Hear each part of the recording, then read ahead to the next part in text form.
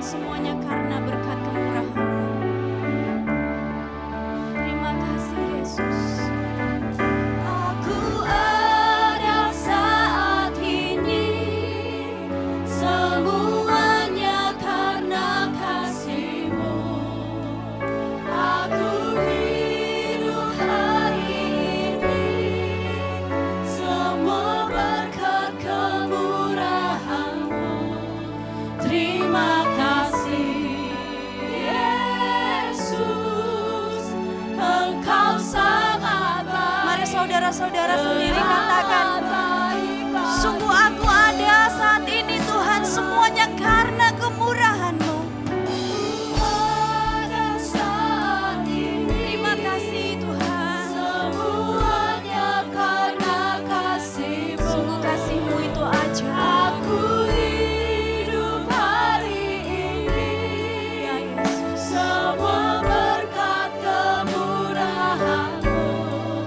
Terima kasih Yesus, Engkau sangat baik, teramat baik bagiku. Sungguh kami berterima kasih Yesus. Terima kasih Yesus, Engkau sangat baik, teramat baik bagiku.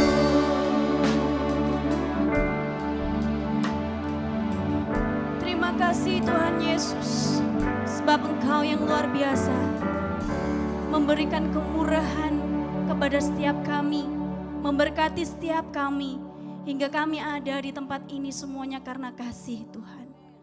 Terima kasih Tuhan. Tuhan, di tempat ini kami mau memuji nama Tuhan, kami mau bersorak bagi Tuhan, karena kami lebih dari seorang pemenang.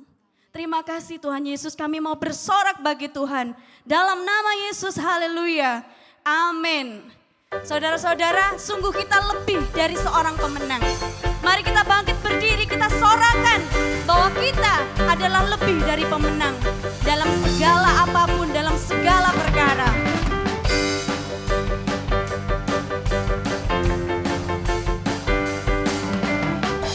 Lebih dari pemenang dalam segala perkara. Iblis telah dikalahkan oleh kuasa darahnya. Bila Allah di pihak kita, siapa dapat melawan? Kita lebih dari pemenang.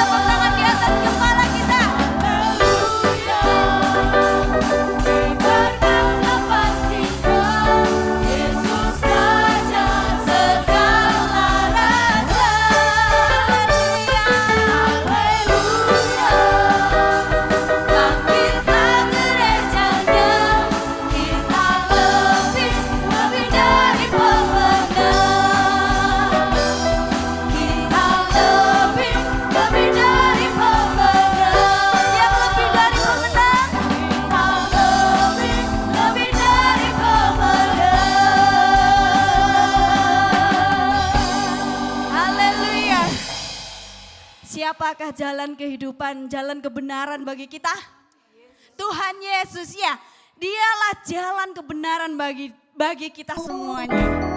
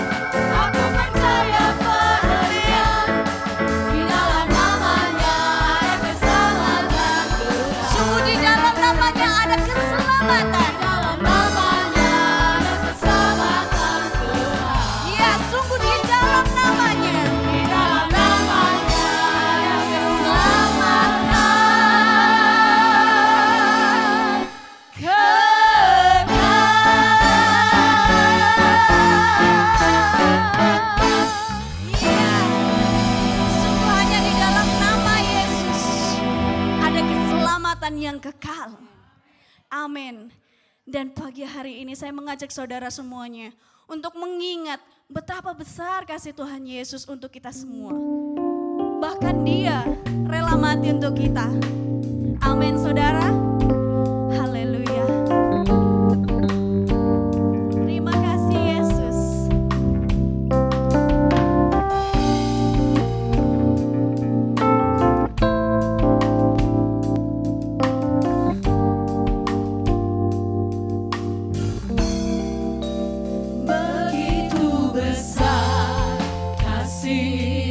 Bapa, Kau berikan anak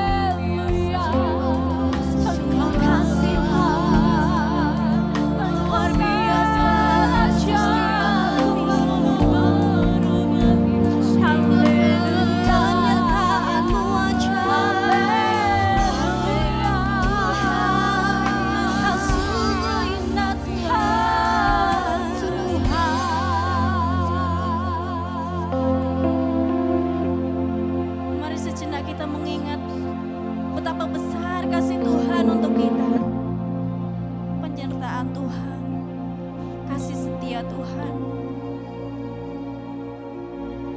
pengorbanan Tuhan. Semuanya yang baik untuk kita. Mari kita mengingatnya.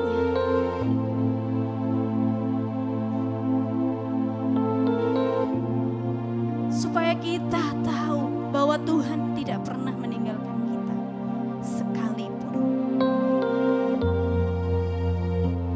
Dia Yesus yang setia. Dia Yesus yang ajaib. Dan biarlah hanya bagi Dia segala pujian kita. Dengan setiap ucapan syukur karena kebaikan Tuhan, karena kasih-Nya Tuhan. Mari kita ucapkan kepadanya bahwa bagi Dia segala pujian kami. Terima kasih Yesus. Segala pujian, hormat serta syukur, kekal selamanya bagi Dia. Segala pujian, hormat serta syukur selama-lamanya bagi Dia. Segala pujian, hormat serta syukur kekal selamanya bagi Dia. Segala pujian, hormat serta syukur selama-lamanya. Ya, hanya bagi-Mu Tuhan. Bagi Dia segala pujian, hormat serta syukur kekal selamanya bagi Dia. Segala pujian, hormat serta syukur selama-lamanya.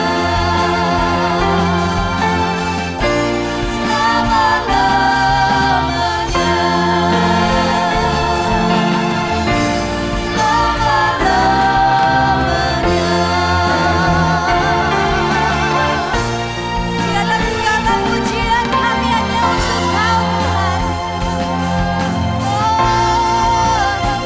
Haleluya. Sungguh bagi-Mu Tuhan segala pujian kami. Haleluya.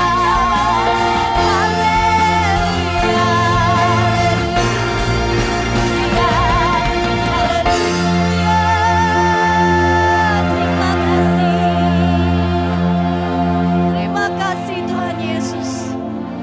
Sungguh tiada habisnya kami berterima kasih karena Engkau Tuhan yang luar biasa. Terima kasih Tuhan.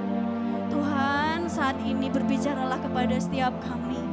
Apa maksudnya Tuhan dalam kehidupan kami? Kami siap dengar Tuhan. Terima kasih Tuhan, kuduskan hati kami. Biarlah firman Tuhan hidup dalam diri kami. Dan kami pun siap melakukan. Terima kasih Tuhan dalam nama Yesus. Haleluya. Amin. Silakan duduk saudara-saudara.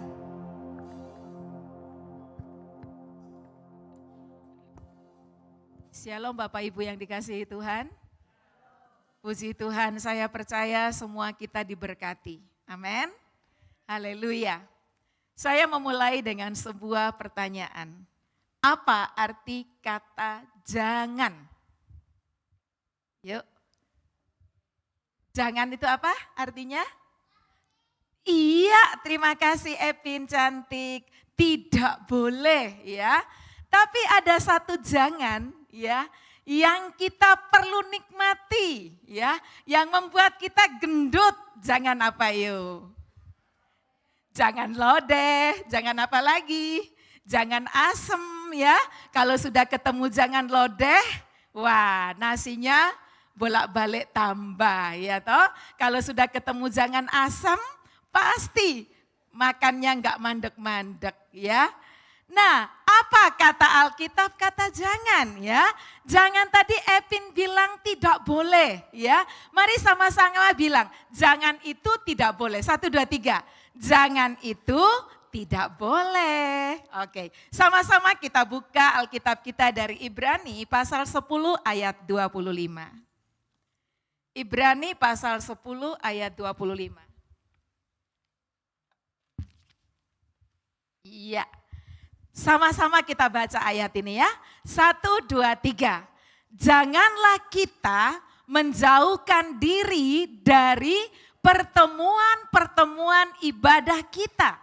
Seperti dibiasakan oleh beberapa orang. Tetapi marilah kita saling menasehati dan semakin giat melakukannya menjelang hari Tuhan yang mendekat. Di sini kita diajari oleh firman Tuhan untuk janganlah kita menjauhkan diri dari apa Bapak Ibu? Pertemuan-pertemuan ibadah. Beberapa waktu yang lalu di saat COVID ya, kita semua terpisahkan. Kita tidak bisa saling ketemu satu dengan yang lainnya. Kita semua ibadah online ya. Dan pengaruh itu sangat besar sampai pada saat ini. Ada banyak orang ya lebih suka online daripada ketemuan di rumah ibadah. Kenapa? Enaknya enak di rumah Kak Roslin. Kenapa? Kalau di rumah itu kita masih bisa nyambi-nyambi. Nah ya kan? Ibadah sambil nyambi-nyambi. Bapak Ibu, ibadah yang seperti itu apakah ibadah yang menyenangkan hati Tuhan? Oh puji Tuhan, di tempat ini semua berkata enggak. Ibadah itu apa sih? Lalu siapa sih yang menciptakan ibadah itu? Ibadah itu buatan manusia ataukah pemberian Tuhan ataukah perintah Tuhan? Buatan manusia atau perintah Tuhan ibadah itu? Halo? Iya, perintah Tuhan. Suatu saat bangsa Israel berada di tanah Mesir. Ya, di sana pertamanya atau awal mulanya mereka hidup enak. Karena apa? Karena Yusuf masih ada.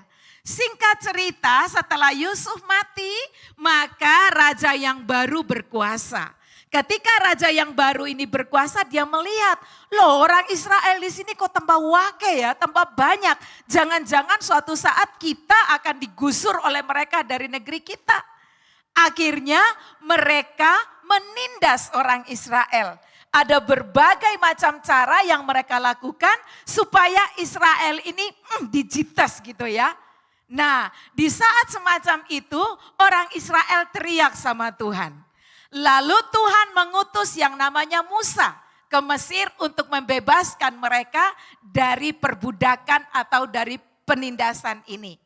Lalu Musa ini disuruh Tuhan ngomong ya kepada Firaun.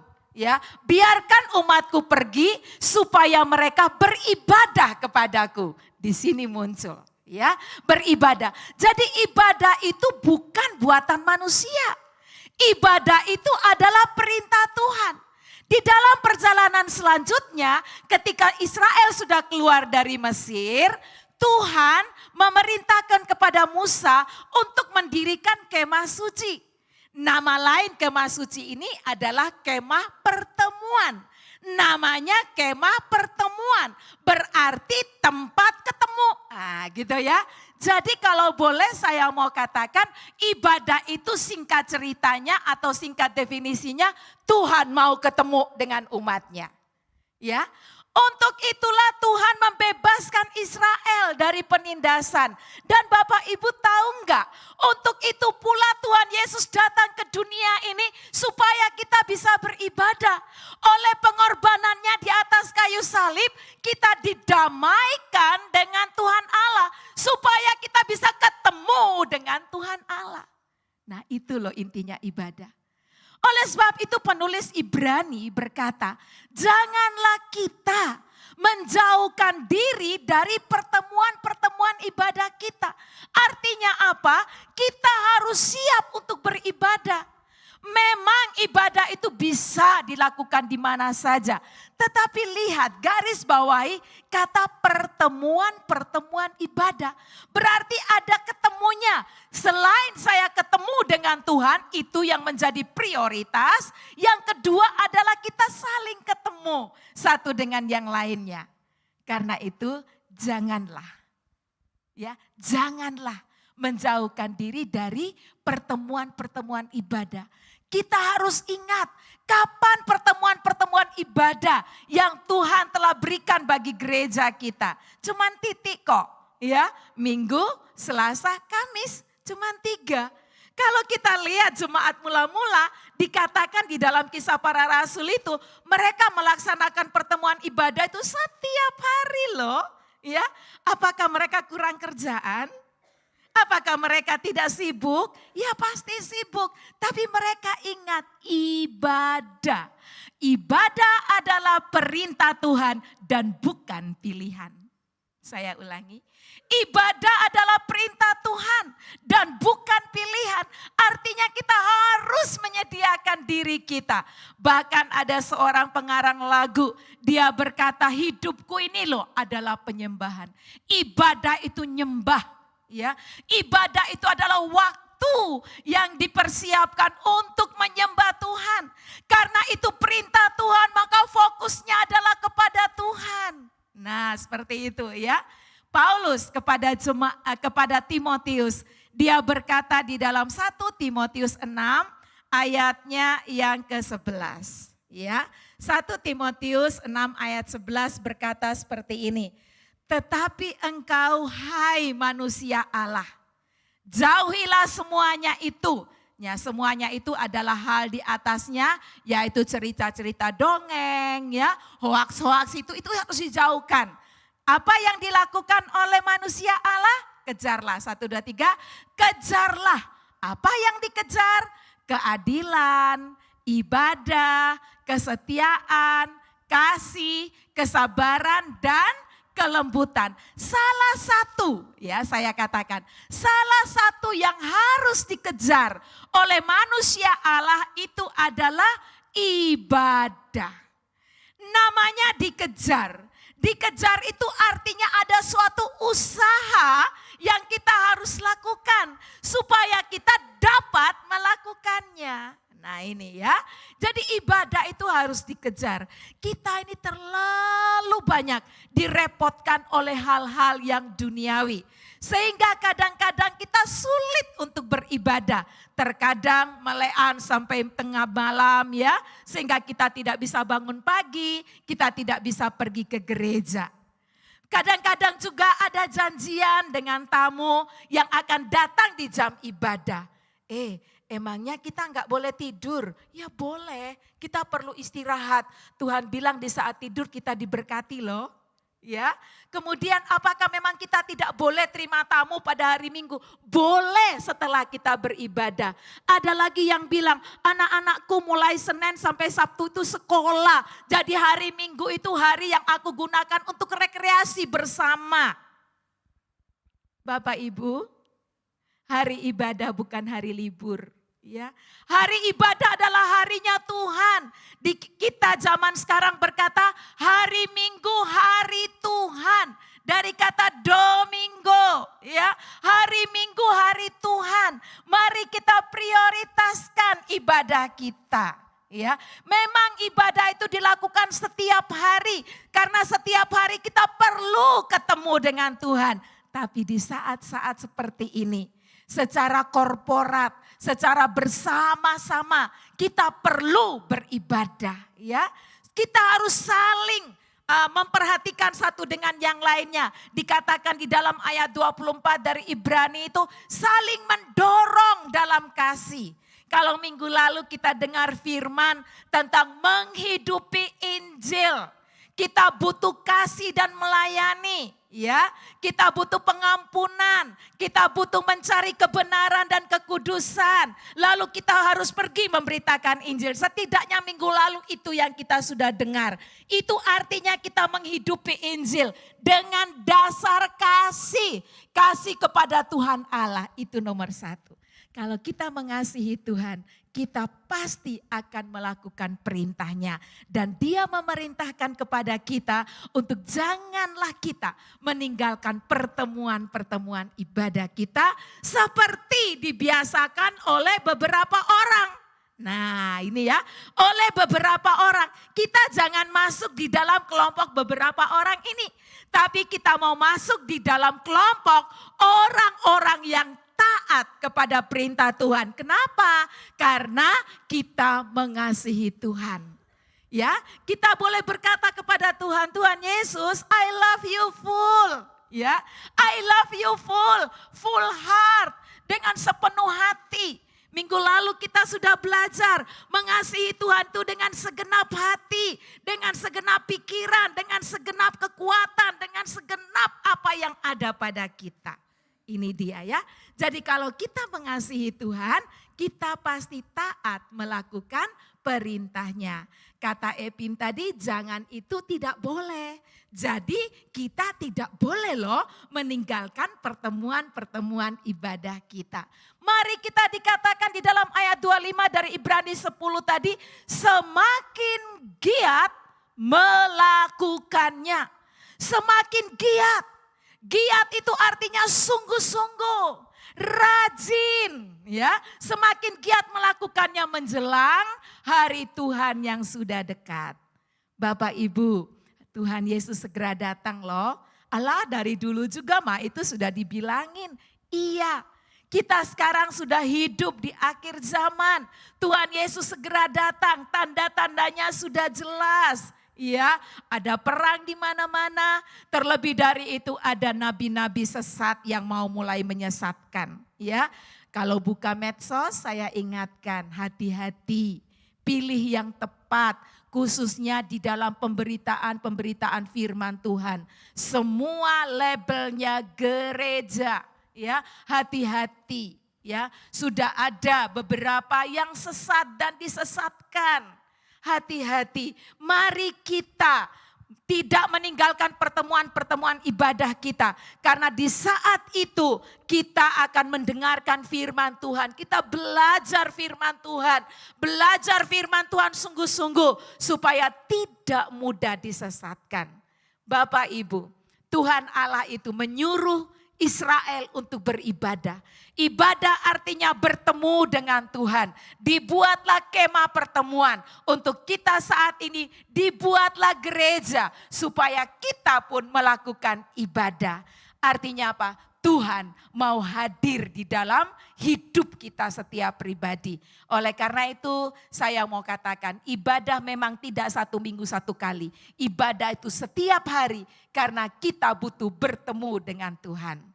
Dan tadi dikatakan di dalam 1 Timotius 6 ayat 11, manusia Allah itu mengejar, salah satunya adalah ibadah. Mari kita mengejar hidup ibadah agar Tuhan disenangkan lewat hidup kita. Untuk apa lagi sih kita harus beribadah? 1 Timotius 6 ayat 6. Kita lihat ya 1 Timotius 6 ayat 6 sebelumnya. Memang ya, baca sama-sama yuk 1, 2, 3. Memang ibadah itu kalau disertai rasa cukup memberi apa?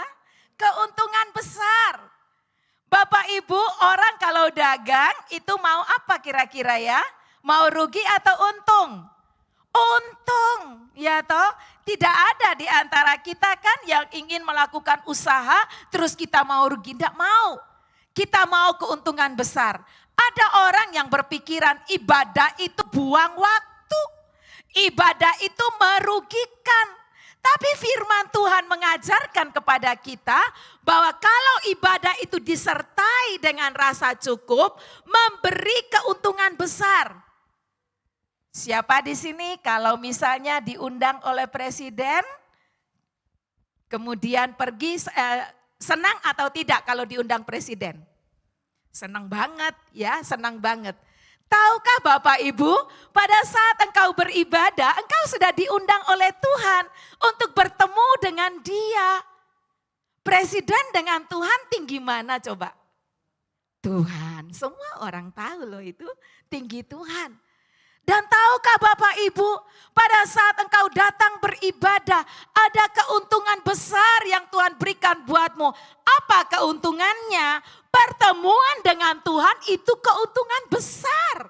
Ya, orang kalau diundang orang-orang gede gitu ya, senangnya luar biasa. Prepare ya toh, persiapannya luar biasa. Mungkin kalau ibu-ibu tidak lupa sanggulnya yang tinggi kayak pohon Natal kata orang ya.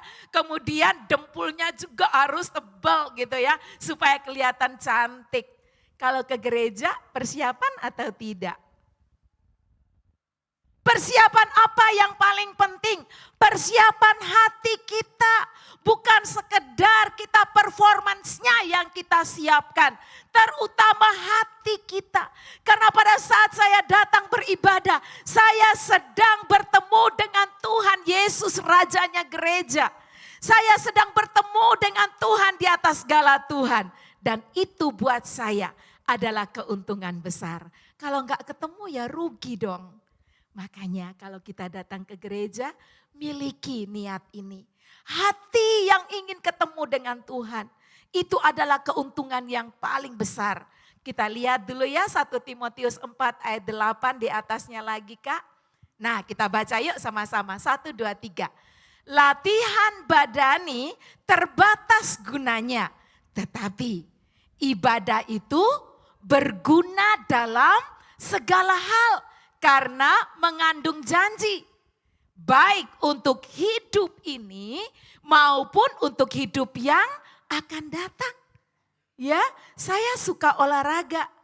Tiap hari saya sempatkan olahraga, latihan badani supaya berguna untuk tubuh jasmani saya ini. Tetapi Alkitab mengajarkan kepada kita bahwa latihan ibadah juga perlu dan harus kita lakukan.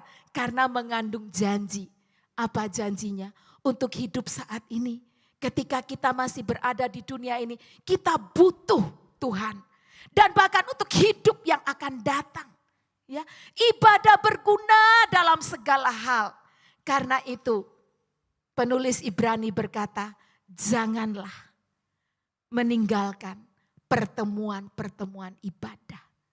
Penting buat kita.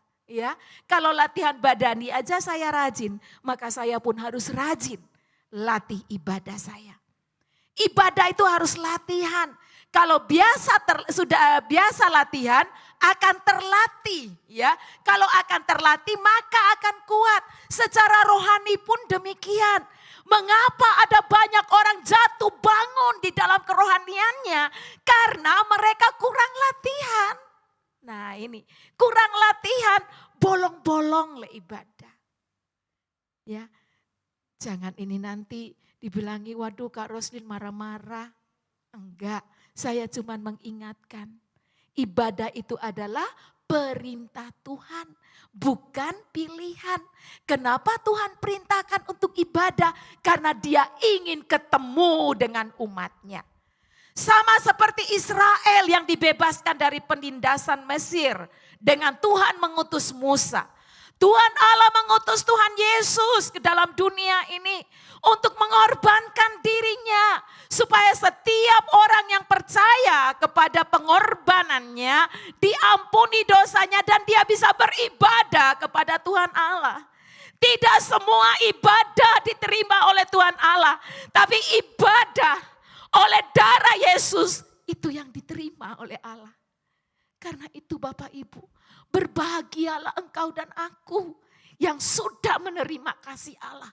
Kasih terbesar Tuhan buatmu adalah Yesus diberikan untukmu. Terima itu dan hiduplah di dalam ibadah. Kenapa? Ibadah itu sesungguhnya adalah untuk kita. Tuhan mau kita mendapatkan keuntungan besar lewat ibadah-ibadah yang kita lakukan. Oleh karena itu Sekali lagi saya mau katakan kepada jemaat ataupun saudara-saudara yang berada di rumah-rumah. Yang ada di rumah-rumah khususnya, ayo atur waktu supaya saudara bisa datang ke rumah Tuhan. Perlu kita beribadah secara korporat. Pertanyaannya, bagaimana supaya saya bisa semangat beribadah? Kita belajar dari pemazmur. Mazmur pasal 100 ayat 1 sampai 5.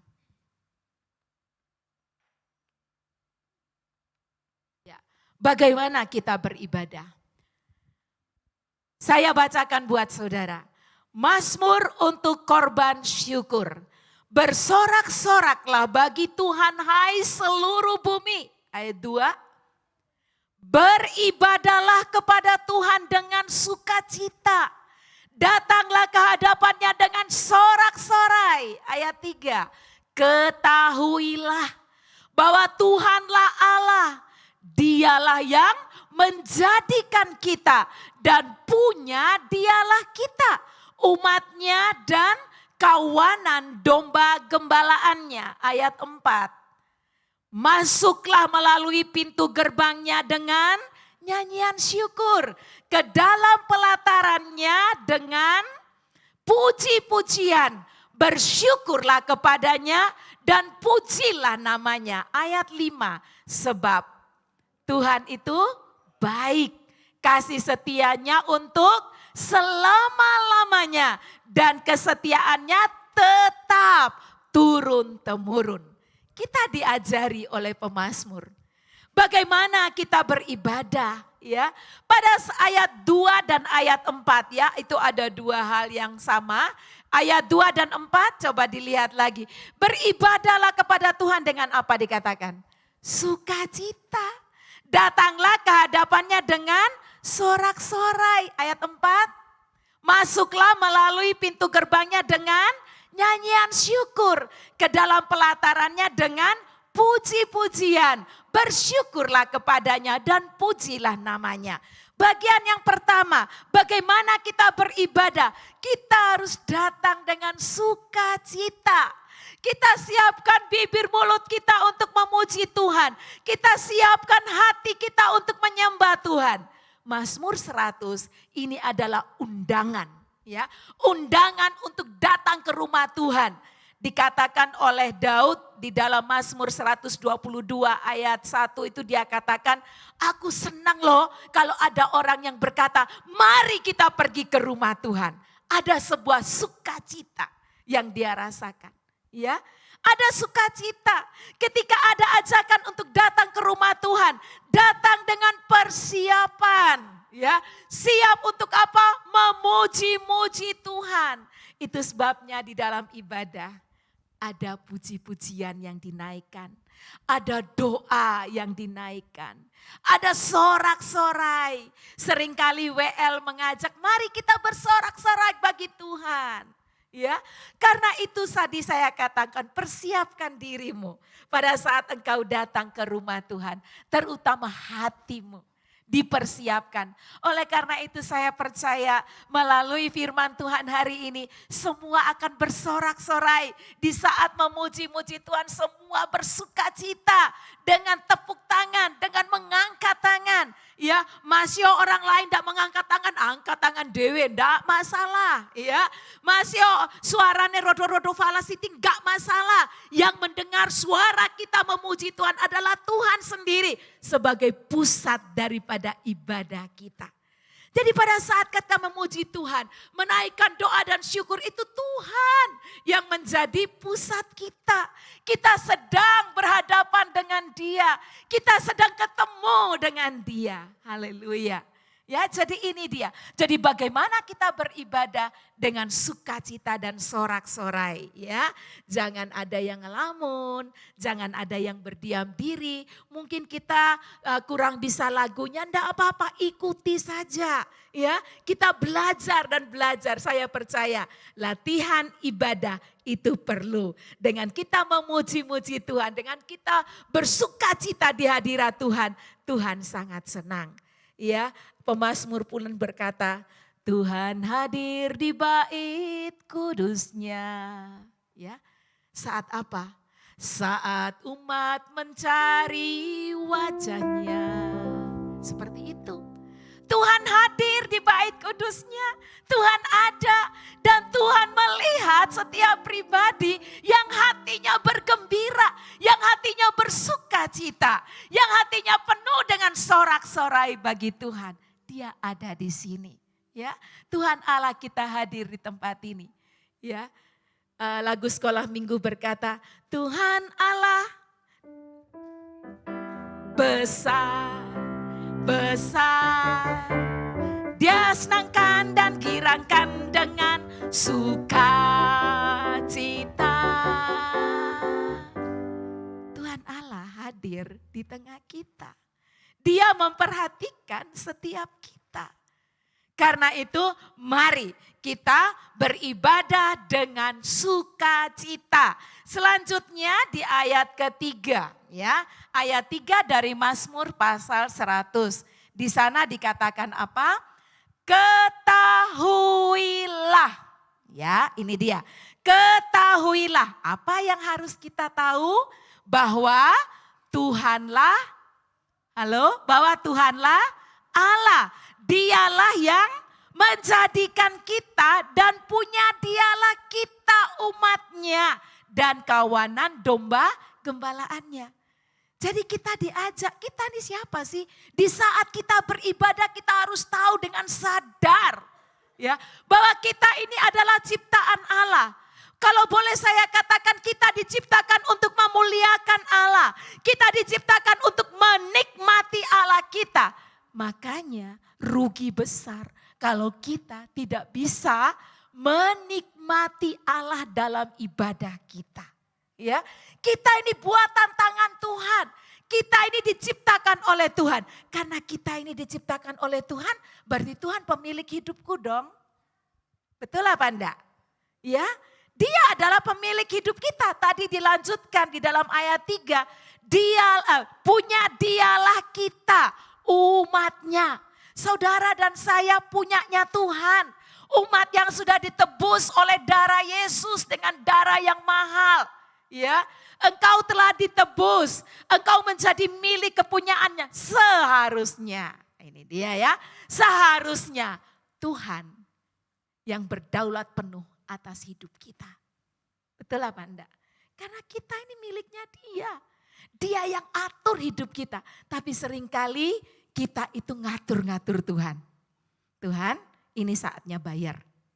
Tuhan, ini saatnya aku mau makan. Tuhan, ini saatnya bla bla bla bla bla bla. Ya kan? Ingat, sadar ya, kita ini miliknya Tuhan. Biarkan Tuhan itu berdaulat penuh atas hidup kita. Biarkan Dia mengatur hidup kita. Bagian kita dengar Dia. Bagian kita dengar Tuhan. Di dalam ibadah itu Tuhan pasti ngomong sama kita. Dengarkan Dia. Percaya enggak? Kalau Bapak, Ibu dan saya adalah buatan Tuhan atau ciptaan Tuhan. Percaya enggak? Saya tunjukkan satu ayat ya. Mazmur 139 ayat 13 dan 14. Iya. 1, 2, 3. Sebab engkaulah yang membentuk buah pinggangku. Lihat ini baik-baik. Menenun aku dalam kandungan ibuku. Bapak Ibu, engkau ciptaan Tuhan. Ya, dan bagaimana Dia menciptakan engkau. Ayat 14. Aku bersyukur kepadamu oleh karena kejadianku apa? Dahsyat dan ajaib. Ajaib apa yang kau buat dan jiwaku benar-benar menyadarinya. Sadari ini. Di saat saudara beribadah, tadi dikatakan ketahuilah. Ya, Tuhan itu yang menciptakan kita. Kita ini miliknya, umatnya. Dia yang menenun engkau di dalam kandungan ibumu. Engkau tidak ada dengan sendirinya. Engkau adalah tenunan tangan Tuhan. Engkau boleh terlahir dari keluarga apapun. Tapi satu hal yang pasti, engkau adalah tenunan Tuhan di dalam kandungan ibumu. Artinya Tuhan menghendaki engkau ada. Dan untuk apa engkau ada, ini yang penting buat kita. Ya, yang penting buat kita, untuk apa aku ada? Aku ada untuk memuliakan Tuhan. Aku ada untuk menikmati Tuhan. Oleh karena itu, saya harus punya waktu untuk memuliakan Tuhan, untuk menikmati Tuhan, ibadah. Bapak Ibu yang dikasihi Tuhan, dikatakan lagi di dalam Mazmur 100 ayat 3 tadi, selain kita ini adalah umatnya Tuhan, dikatakan juga kita adalah domba gembalaannya. Saya sangat senang dengan Daud. Dia menulis tentang hubungan antara domba dengan gembala. Daud mengenal betul Tuhan sebagai gembalanya. Kita selalu nyanyikan lagu itu. Tuhan adalah gembalaku. Terus, takkan kekurangan aku. Terus bilang apa? Ia membaringkan aku di padang yang berumput hijau. Apa artinya? Daud sangat-sangat mengenal seorang gembala. Karena dia sendiri pun adalah gembala. Bagaimana dia bertanggung jawab atas setiap domba gembalaannya. Dia harus membawa domba gembalaannya ke padang rumput yang hijau. Ia memberikan air. Artinya apa? Pemeliharaan. Bapak Ibu yang dikasihi Tuhan. Pada saat engkau beribadah, ingat siapa Tuhan. Dia adalah gembala yang memelihara hidupmu. Dan pemeliharaannya sempurna. Tanggung jawabnya di dalam pemeliharaan kini. Ya. Oleh karena itu pada saat kita masuk di dalam ibadah, penuhlah dengan pujian dan syukur atas berkat-berkatnya di dalam hidupmu. Dia adalah gembalamu. Luar biasa ya. Daud sangat-sangat mengerti itu dan dia mengajarkan kepada kita bahwa Tuhan itu adalah gembala. Selanjutnya di dalam Yohanes 10 ayat 17, apa kata Tuhan Yesus? Tuhan Yesus sendiri berkata apa? 1, 2, 3. Akulah gembala yang baik. Gembala yang baik apa? Memberikan nyawanya bagi domba-dombanya. Ini loh. Ya, apakah ini bukan sebuah hal yang sangat indah di dalam hidup kita? Sebagai umat milik kepunyaannya Tuhan. Sebagai domba-dombanya Tuhan. Pemeliharaannya sempurna. Ya, dia tidak hanya melihat kita melihat kita di dunia ini saja, tetapi sampai akhirat. Dunia dan akhirat di cover habis oleh Tuhan Yesus. Luar biasa. Ya, dia memperhatikan kita. Pemeliharaannya nyata di bumi ini. Mungkin kita tidak berkelebihan, tapi kita pasti cukup. Ya, dan bahkan dia memberikan nyawanya untuk apa? Untuk kekekalan. Ya. Makanya itu kita sangat-sangat bersyukur. Di dalam ibadah kita penuh dengan bibir mulut yang mengucapkan kata-kata syukur kepada Tuhan. Karena apa? Sempurna apa yang dia buat di dalam hidup kita. Karena itu mari kita fokus ya. Di dalam ibadah kita, di dalam pertemuan-pertemuan seperti ini. Kita fokus sama Tuhan. Lalu yang berikutnya di ayat 5 dari Mazmur pasal 100. Ini caranya supaya kita bersemangat di dalam ibadah kita. Ayat 5 dikatakan, sebab Tuhan itu baik, kasih setianya untuk selama-lamanya. Dan dan kesetiaannya tetap turun-temurun. Dahsyat. Anak cucu kita diberkati, orang yang beribadah. Ya, kesetiaan Tuhan akan nyata bagi keturunannya turun-temurun. Tuhan akan tetap setia. Tuhan baik. Kebaikannya sudah sangat terbukti. Ya, kebaikan kalau nyawanya sendiri dia berikan bagi kita. Apalagi yang lain-lainnya. Ya, oleh karena itu mari kita hidup di dalam ibadah. Setiap hari ketemu dengan Tuhan. Ya, karena itulah yang dirindukannya sehingga Yesus datang ke dunia untuk mengampuni dosa kita melalui kematiannya di atas kayu salib. hari ini kita akan mengadakan atau melakukan perjamuan kudus. Ini menceritakan tentang apa yang sudah Tuhan Yesus lakukan buat kita.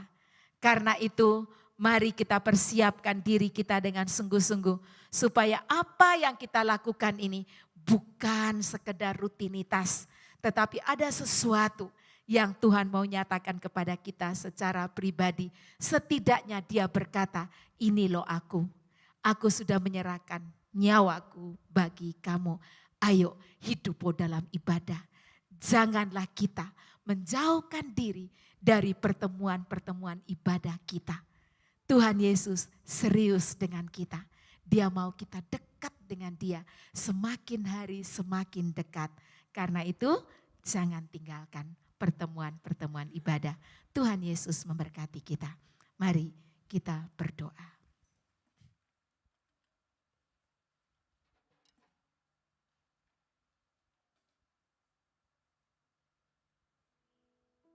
Pujian dan syukurku kubawa padamu. Karena aku tahu sungguh hidupku adalah penyembahan, ibadah bagi Tuhan. Aku diciptakan untuk memuliakan Allah. Aku diciptakan untuk menikmati Allah. Haleluya. Katakan bersama. Pujian dan syukurku. Haleluya. Ku bawa padamu. Amin. Dengan rendah hati aku persembahkan.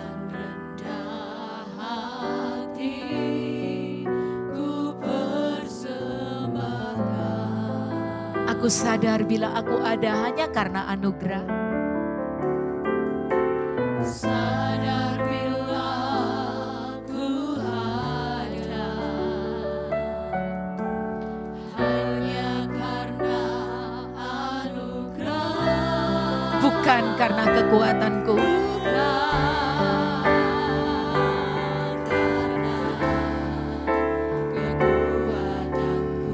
Sungguh aku tahu hidupku adalah penyembahan.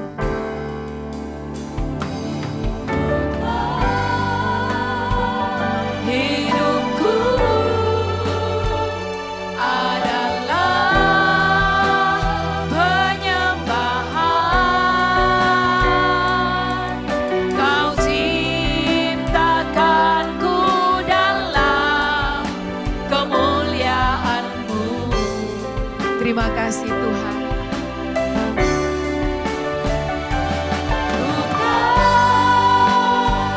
Hidupku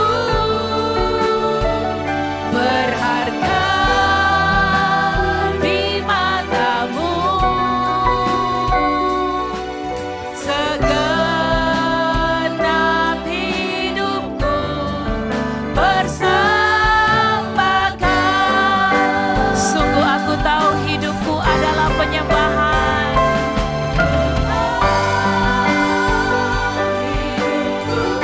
Terima kasih Tuhan.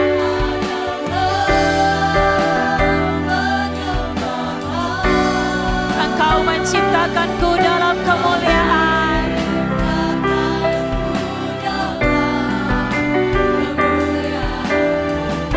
Sungguh aku tahu aku berharga di mata-Mu.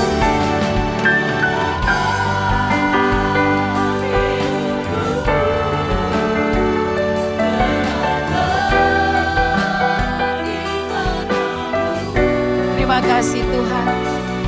Segenap hidupku persembahkan.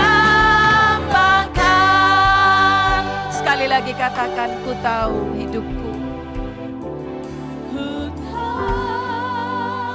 Taulah hidupmu adalah penyembahan.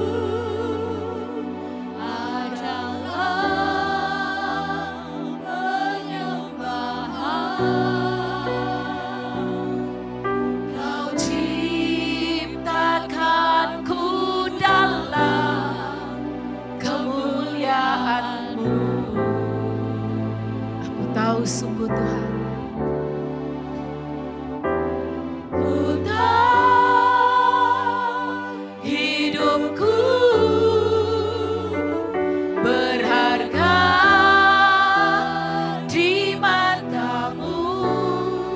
layani aku Tuhan.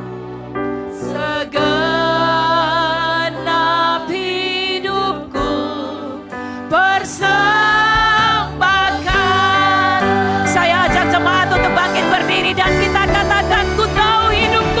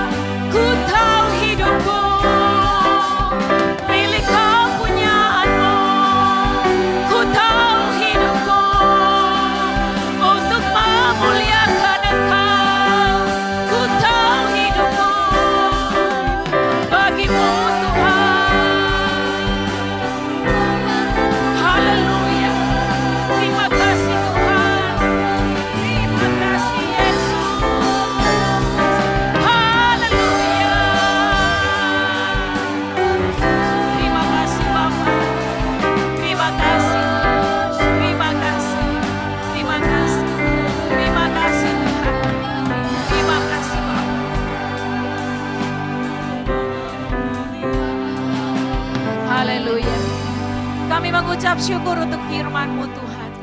Meteraikan firman ini di dalam diri kami. Dan biarlah kami boleh menghidupinya. Setiap hari kami ibadah kepada Tuhan. Karena sesungguhnya Tuhan mau dekat dengan kami. Tuhan mau berada bersama-sama dengan kami.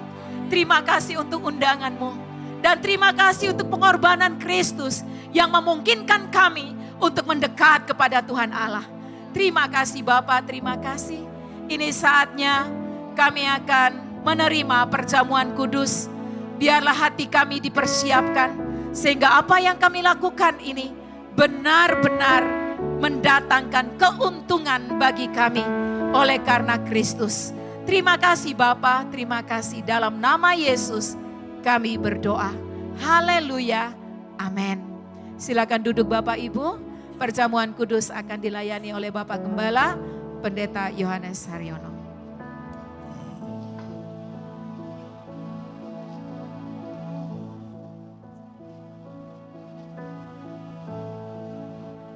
Ya.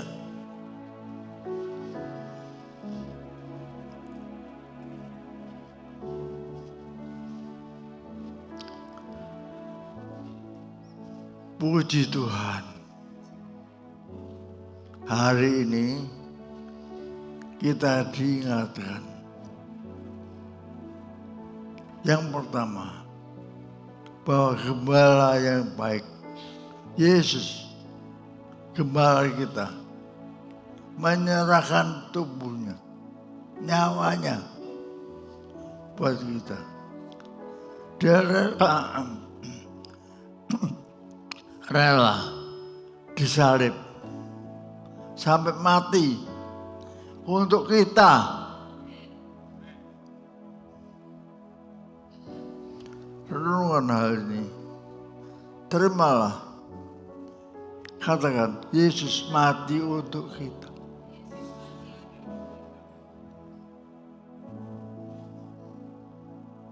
Supaya apa? Semua dosa-dosa kita dihapuskan. Dan kita diberi hidup yang kekal. kan dosa dihapuskan, kita boleh hidup bersama Allah,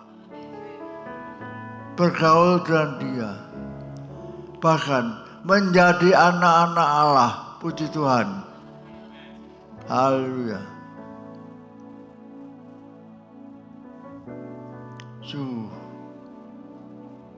Sebelum dia disalibkan, dia mengambil roti, dia benar.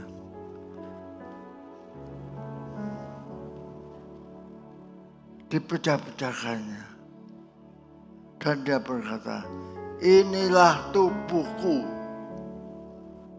Dia berkata, inilah roti, inilah tubuhku yang diserahkan karena kamu.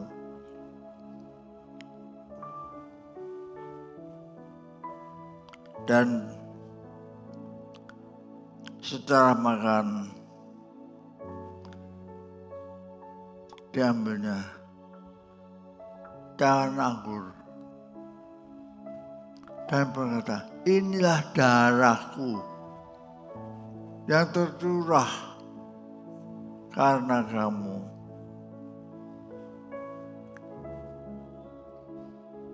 Saudara, renungkanlah bahwa darah Yesus tercurah karena kita. Renungan.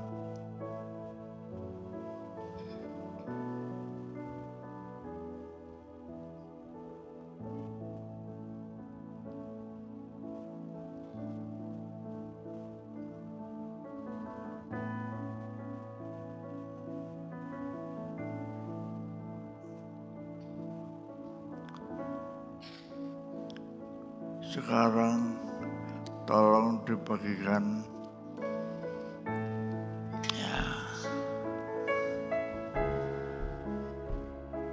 ya.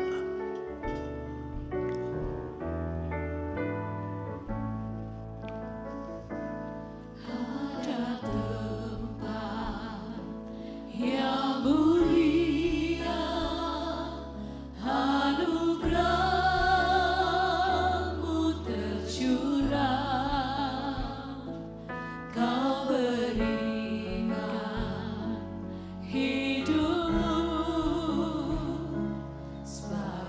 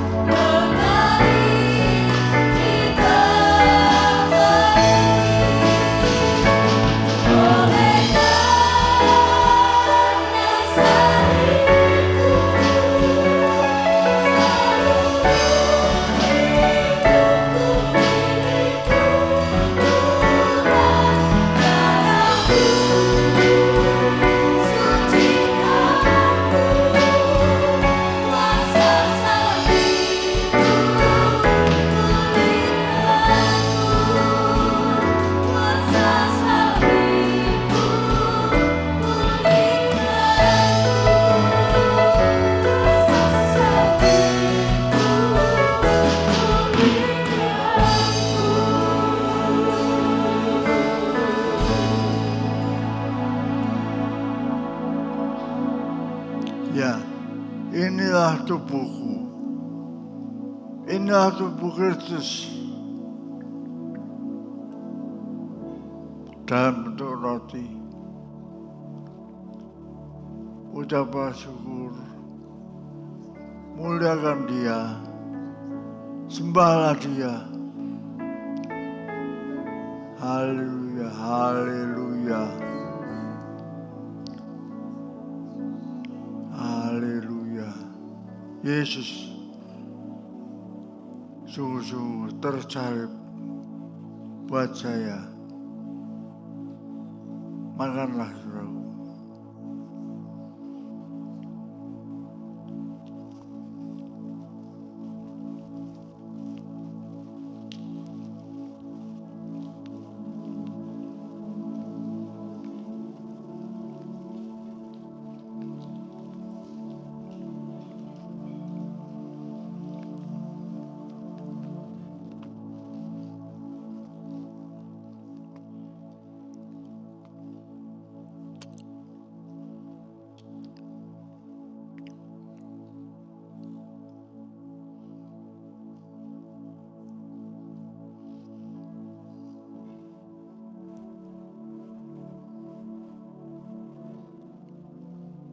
Angkat tinggi anggurmu,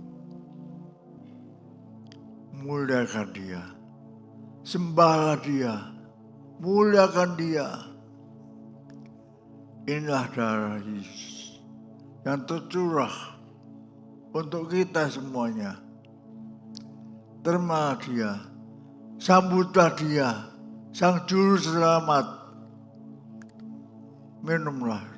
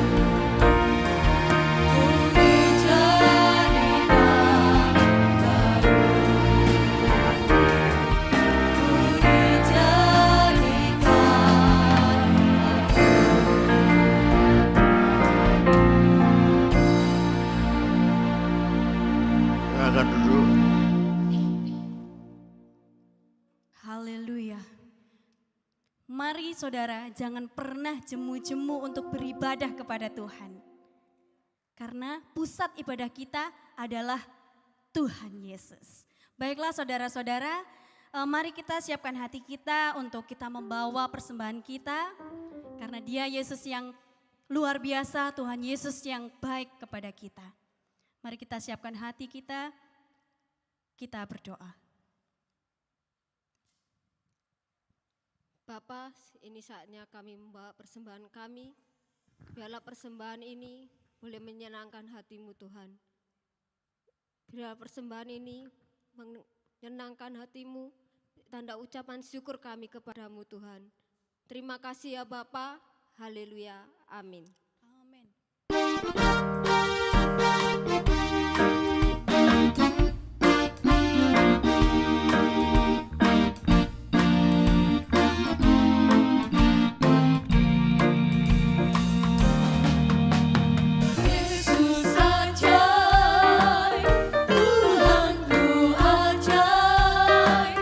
Kasihnya ajaib bagiku.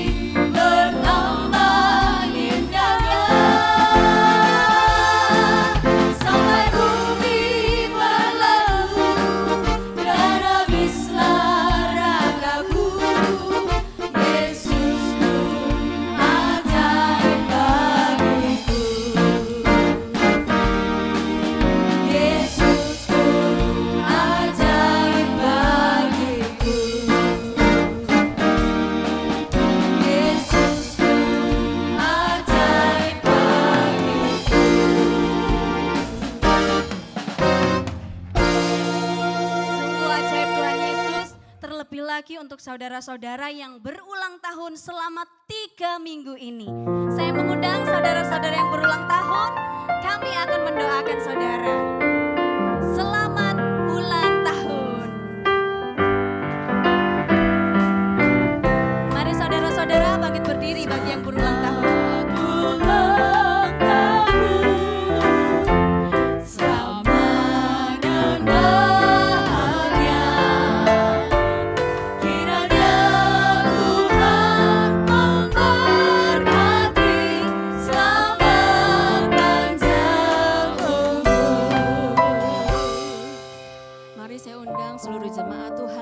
Bersama-sama kita berdoa buat saudara-saudari kita yang berulang tahun. Bapa, sungguh kami mengucap syukur Engkau Bapa yang baik. Engkau selalu setia menyertai setiap anak-anak-Mu yang berulang tahun. Baik yang ada di tempat ini maupun yang ada di rumah-rumah. Kami percaya kasih setia Tuhan tidak akan pernah meninggalkan mereka. Engkau akan selalu menyertai mereka selama-lamanya. Bahkan Tuhan, Engkau akan terus memberkati mereka dengan umur yang panjang, kesehatan yang baik. Dan kami percaya Tuhan, apapun yang dilakukan oleh kedua tangan mereka, Engkau yang akan buat berhasil. Tuhan akan buat berhasil buat mereka yang masih sekolah. Kami percaya di dalam nama Tuhan Yesus, di sekolah-sekolah, di kampus-kampus, dimanapun Tuhan menempatkan mereka. Mereka akan senantiasa menjadi berkat. Mereka akan senantiasa menjadi murid-murid Kristus yang selalu menceritakan tentang kebaikan Kristus kepada teman-teman mereka. Dan kami percaya juga Tuhan, Engkau akan menyertai buat anak-anak-Mu yang bekerja, yang melakukan usaha. Kami percaya di dalam nama Tuhan Yesus berkat Tuhan melimpah atas mereka. Dimanapun mereka berada, mereka pun akan menjadi berkat. Sehingga banyak orang bisa menikmati kasih Tuhan melalui mereka. Tuhan, tak lupa pula kami berdoa buat saudara-saudari kami yang merayakan ulang tahun pernikahan. Tuhan, kami rindu biarlah Engkau sebagai kepala di dalam setiap rumah tangga yang ada boleh hadir dan menyatakan diri-Mu. Kami percaya kalau Tuhan Yesus ada di dalam setiap perahu rumah tangga, maka rumah tangga ini akan aman. Rumah tangga ini akan senantiasa diberkati karena Yesus sumber segala-galanya ada di dalam setiap rumah tangga yang ada. Terima kasih Bapa, sungguh kami mengucap syukur dalam nama Tuhan Yesus. Amin. Amin, selamat ulang tahun. Dan ada pengumuman saudara, karena minggu depan ada kenaikan Tuhan Yesus untuk jam minggu depan toh. Iya, maksudnya Senin ini terus Kamisnya gitu. Jadi saya bilangnya minggu depan saudara. Iya, untuk jamnya kita akan dengarkan dari Kak Roslin.